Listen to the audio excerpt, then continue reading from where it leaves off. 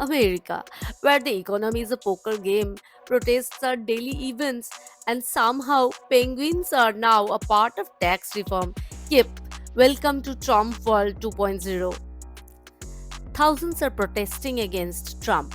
Again, from college campuses to downtown streets. Why? Because Trump's back in the spotlight and apparently chaos is part of his brand. Look familiar? That's because this kind of protest didn't stop him in 2016 or 2020. Fact check.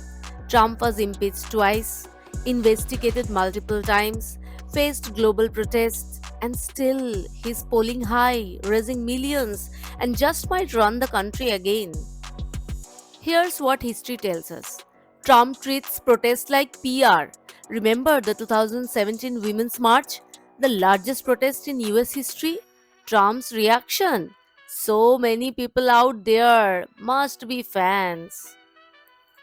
Watched protests yesterday but was under the impression we just had an election.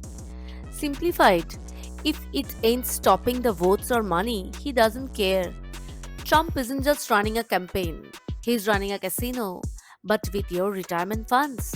Here's what he has done before: massive tax cuts in 2017 added nearly $2 trillion to the national debt. Trade war with China hit American farmers so hard the government had to pay them $28 billion in aid. Tariffs on steel, aluminum, and goods from allies hurt US manufacturers more than it helped. So now he's doubling down again. We are going to make America rich again by taxing Antarctica. Now let's talk about Trump's latest trade war. He is slapping tariffs on McDonald's Island. Why? Because Trump claims they are exporting Happy Meals but giving us sad vibes. The Trump campaign has confirmed a 15% import tax on all McNuggets not made in America.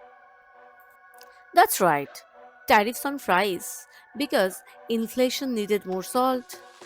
And in the most cold hearted move yet, Trump is now taxing penguins. His justification: they wear tuxedos 24/7. They are clearly elite.